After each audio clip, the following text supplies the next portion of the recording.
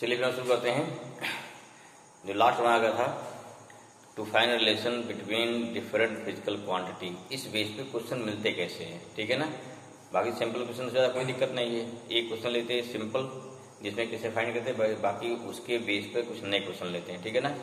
जैसे क्या हो गया, अगर डायमेंशन का जो लास्ट हमारा है, ठीक है, इसके पहले जितने थे उसको हम पहले डिस्कस कर चुके हैं। तो हमारा क्या है, जैसे मान लीजिए आ गया टू फाइंड रिलेशन, इस पे क्वेश्चन देखिए, to find relation between different physical quantity,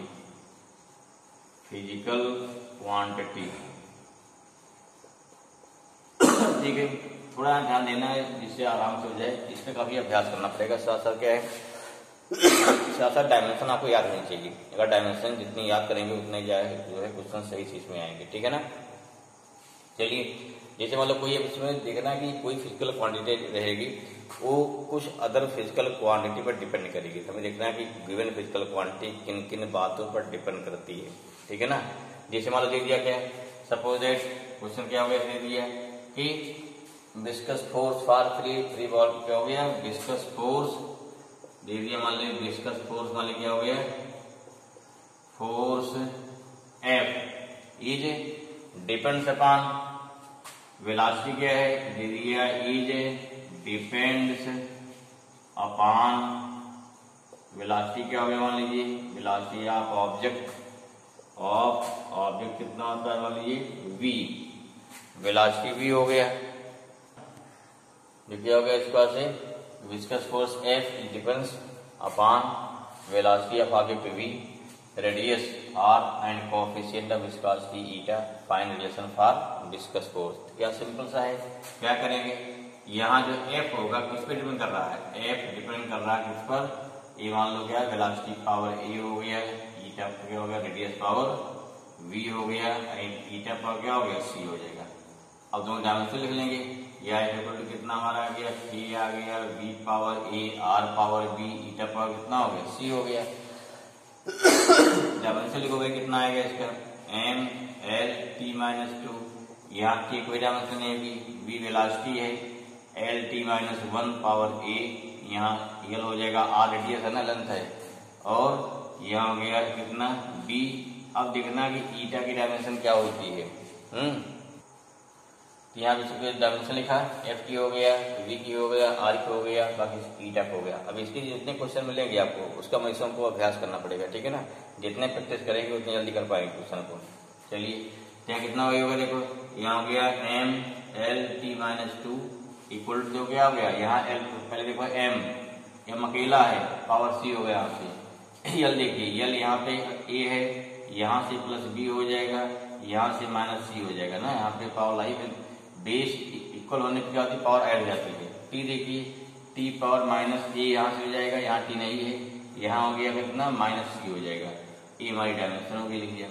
अब क्या करेंगे, पावर कंपेयर कर दीजिए, पावर कंपेयर करेंगे तो यहाँ क्या, M पावर 1 L पावर 1, यहाँ देखिए क्या है, C है ना, M पावर, तो क्या C इक्वल टू कितना हो जाएगा, इसको इक्वेशन 1 मान लेते हैं, यहाँ C इक्वल टू कितना 1 हो गया। फिर देखिए A plus B minus C equal to कितना हो गया, फिर 1 हो गया, इक्वेशन 2 हो गया, इक्वेशन 3 हो गया, और माइनस A माइनस C कितना हो गया, यहाँ हो गया माइनस 2, इक्वेशन कितना हो गया, 4 हो गया। क्या करेंगे, देखिए एक C बोली कितनी आई है, 1 आई है, पुट कर दीजिए यहाँ पर, ठीक है ना।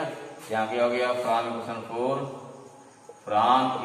4 कितना हो गया, minus A minus C equal to हो गया minus 2, minus A equal to हो गया minus 2 plus 1, minus A equal to हो गया माइनस 1, A इक्वल टू कितना हो गया, 1 हो जाएगा, ठीक है।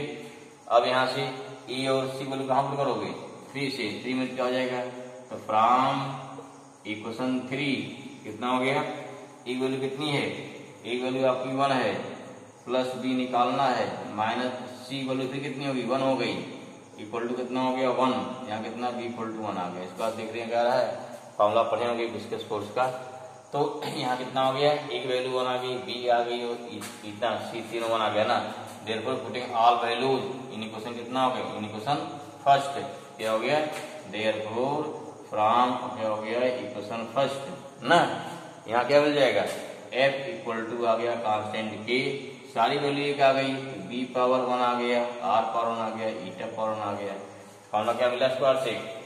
अब देखिए यहाँ पे कांस्टेंट की फॉर्म है, कभी आंसर दिया रहता है, एफ इक्वल टू कितना हो गया के ईटा आर बी, जहाँ क्या होता है बाई प्रैक्टिकली, याद आया ना, बाई क्या हो गया प्रैक्टिकली, के कितना होता है, के इक्वल टू होता है 6 पाई, इसलिए इक्वल टू कितना हो गया 6 पाई ईटा आर बी।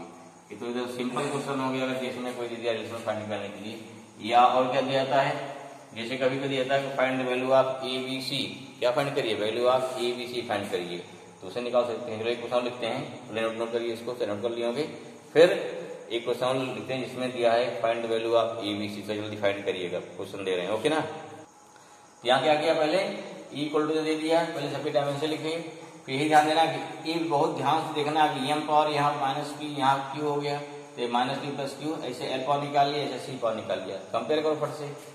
यहाँ से क्या हो जाएगा, देखिए यहाँ हो गया minus P plus Q equal to कितना हो गया 1 ना, 1 हमारी क्वेश्चन नंबर 1। यहाँ हो गया 3p plus 2q plus R equal to कितना हो गया 2, इक्वेशन 2 हो गया, minus 2p plus minus Q minus R equal to हो गया -2, कितना से सॉल्व कर पाते हैं, ये कितना हो गया, ये हो गया 2p plus Q plus R equal to 2 हो जाएगा, क्वेश्चन नंबर 3 आ गया।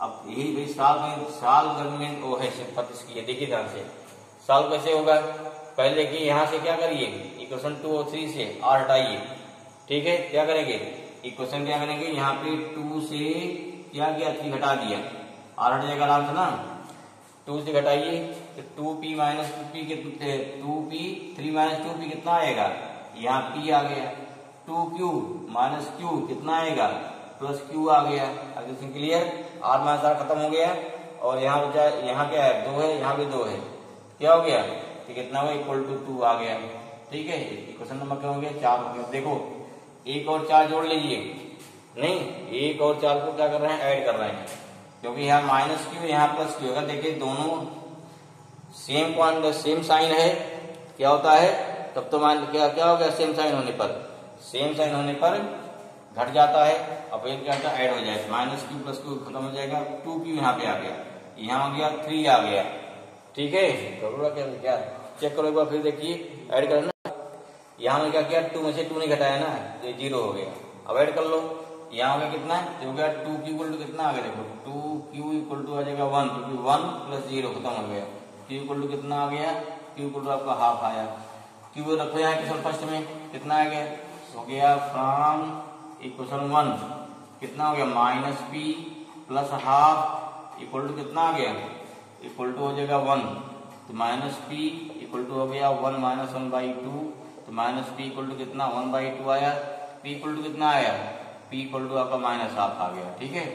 फिर क्या निकालेंगे, फिर निकालते हैं p को कहाँ रखेंगे, हमको निकालना r निकालना है, इस पे रखो 3 रख दीजिए आराम से, यहाँ जल्दी आ जाएगा, तो फ्रॉम इक्वेशन 3, अब चाहे आप रफ लगने आप लिखो ना लिखो, फ्रॉम 3 या समझाना लिख दिया हमने, यहाँ देखो यहाँ 2p है, तो 2 इंटू p कितना है माइनस हाफ हो गया, प्लस q है, q कितना हमारा है 1/2 है, प्लस यहाँ कितना है r है इक्वल टू 2 आ गया, यहाँ से कैंसिल हुआ ना, कितना हो जाएगा ये हो गया -1, कितना -1 हो गया प्लस हाफ हो गया प्लस r इक्वल टू 2, यहाँ कितना हो गया -1 प्लस माइनस हाफ हो जाएगा ना, प्लस r इक्वल टू 2 आ गया।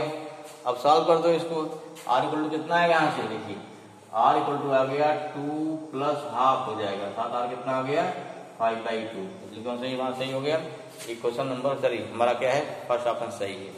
थोड़ा फास्ट करना है, थोड़ा ध्यान करना, कैसे कर लेते हैं, ठीक है। चलिए एक छोटा क्वेश्चन और लगाइए फट से, कौन सा इसमें आ गया इसका से, ऑप्शन 2 सही है, यही पकड़ ली, डी इक्वल टू क्वेश्चन हो गया हमारा, यहाँ t प्लस सी है, जो डायमेंशन t की वही डायमेंशन क्या होगी, जो डायमेंशन t की वही सी की आएगी, तो आपका आंसर मिल जाएगा। बाकी और निकालना आगे, dimension of b equal to dimension of bt कर दिया, यहाँ से a निकल जाएगा, dimension of b equal to कितना कर दिया, तो इस प्रकार से dimension of b equal to b/t, यहाँ से b इक्वल टू कितना आया lt-1 इंटू हो जाएगा t, क्या हो गया आपका l बचेगा, इसमें कौन सही हमारा है, सेकंड ऑप्शन इसमें सही हो गया, ठीक है। चलिए यहाँ क्या हो गया हमारा, हो गया if force F time T and length L are considered as fundamental physical quantity, ठीक है, then find dimension of M in new term of क्या हो गया, in new system of unit. Simple को इसमें कोई कठिन नहीं है, जो भी ऐसा दिया जाए, क्योंकि ऐसे कुछ दिए जाते हैं, क्या कर देंगे। अब यहाँ देखिए EM के लिए क्या निकालना, डायमेंशन, अर्थात हमको क्या चाहिए, EM के लिए फार्मूला चाहिए। EM कितना हो जाएगा, यहाँ डायमेंशन निकालना, फार्मूला मिल जाए, कोई दिक्कत नहीं फिर है। EM क्या है, EM हो गया डिपेंड्स अपॉन किस पे, EM डिपेंड कहाँ कर रहा है, F पावर A पर, T पावर B, वही फार्मूला मिल जाएगा भाई, L पावर C, और कुछ थोड़ा है, हम एक निकाले किसी निकाल लो, फार्मूला तैयार हो जाएगा हमारा, ठीक है। M इक्वल टू कितना हो गया, F power A, T power B, L power C with constant, ठीक है।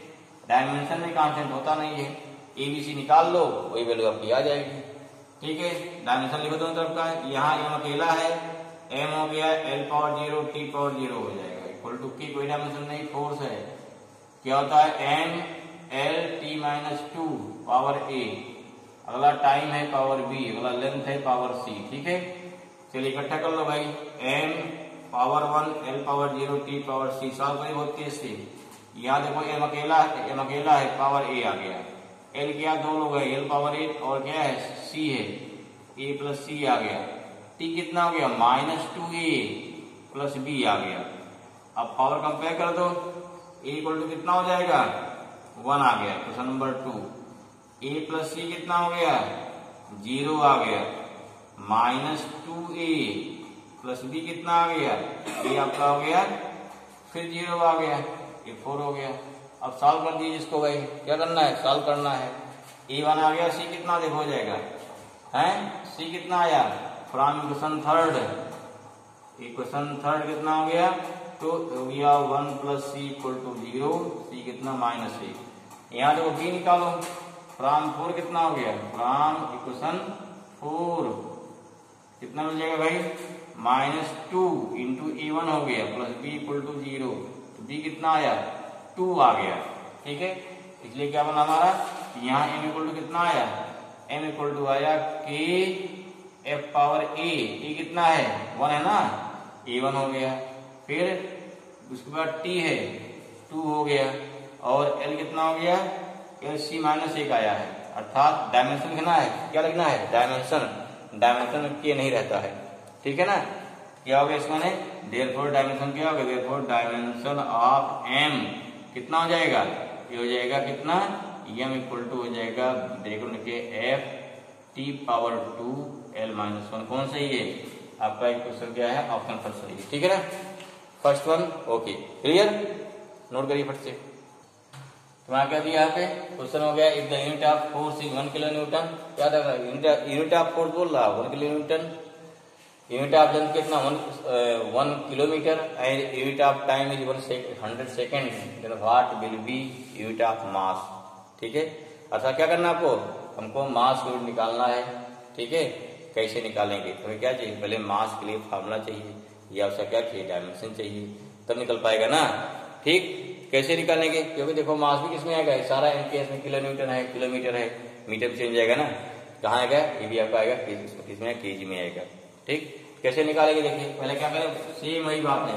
अब क्योंकि यहाँ पे निकाल चुके, कोई दिक्कत नहीं है, हम लोग निकाल चुके ना, मास यूनिट क्या हो जाएगी, मास का डायमेंशन मान के मास फार्मूला बना, मास का फार्मूला क्या बन गया, यहाँ जो कि मास अगर नहीं पे निकालते इसको, ठीक है, मास फार्मूला क्या बन गया है आपका, F T power 2 L power minus 1 है ना, तो F T पावर 2 है अपॉन L, F कितना है, F हो गया 1 किलो न्यूटन, मैंने 1000 न्यूटन हो जाएगा, ठीक है, इंटू T कितना है, T दिया 100 सेकेंड, 100 सेकेंड कर दीजिए, ठीक है। लेंथ कितना है, लेंथ हमारा कितना है भाई, लेंथ दे रहा है 1 किलोमीटर, कितना है ये 1 किलोमीटर है, देखो यहाँ इसका स्क्वायर भी तो है, स्क्वायर लगा दो, ये 1 किलोमीटर 1000 मीटर हो जाएगा, दो कट गया ना, कितना आया 10 पावर 4 कितना केजी, हमको आंसर हो गया 10 पावर 4 केजी। आंसर क्वेश्चन कठिन नहीं है, बस क्वेश्चन के पूछने का तरीका चेंज है, ओके ना, आई होप क्लियर हो जाएगा। तो बात करते हैं फिजिकल एरर, मीन्स क्या, हर चीज की, जैसे हमारी पेन है, पेन की एक स्टैंडर्ड वैल्यू लेंथ है, अगर हम इसकी वैल्यू कम नापें या ज्यादा नापें, हमारे कम या अधिक नापने से वैल्यू इसकी घट बढ़ नहीं जाएगी, दैट्स वाई है व्हाट इज फिजिकल एरर या what is error, the difference between standard value, क्या हो गया स्टैंडर्ड वैल्यू माइनस डिफरेंस देंगे यहाँ पे, डिफरेंस या माइनस टेन से क्या हो गया मेजर्ड वैल्यू, मेजर्ड वैल्यू हो गई, ठीक है। या इसे क्या बोलते हैं, इसे बोलते हैं ट्रू वैल्यू बोलेंगे, ट्रू वैल्यू डिफरेंस बोल दो भाई चाहे, या माइनस बोल दीजिए, क्योंकि यहाँ पढ़ेंगे डिफरेंस, ठीक है ना। माइनस क्या हो गया, ये हो गया मेजर्ड वैल्यू, ये तो वैल्यू होती है इसकी, ठीक है। बाकी डिफरेंट टाइप ऑफ एरर जैसे क्या देख लीजिए, चाहे कांस्टेंट एरर है, सिस्टमेटिक एरर है, रैंडम एरर है, ठीक। ग्रॉस एरर पूछी जाती है, ग्रॉस एरर है, लीस्ट काउंट एरर, थोड़ा इंपॉर्टेंट जान लीजिए इन सबको, ठीक है। चलिए फिलहाल हल्का रिवाइज कर देते हैं, बाकी बार बुक से अभी पढ़ लेंगे, बढ़िया से क्लियर हो जाएगा। जिससे क्या है, अगर बात करते हैं टाइप्स ऑफ एरर की, टाइप्स ऑफ एरर की, ठीक है। इसको लिखवाएंगे, अब देखना है, पढ़ना है, मान लीजिए इसमें तो वीडियो इसका पढ़ा हुआ है 11th वाले उसके, वहां पढ़ सकते हैं टाइप एरर, वहां बढ़िया 1 by 1 वर्ड समझाया गया है। फिलहाल यहाँ पर उसने क्या, पहला नंबर क्या होता है, पहला होता है कांस्टेंट एरर होता है।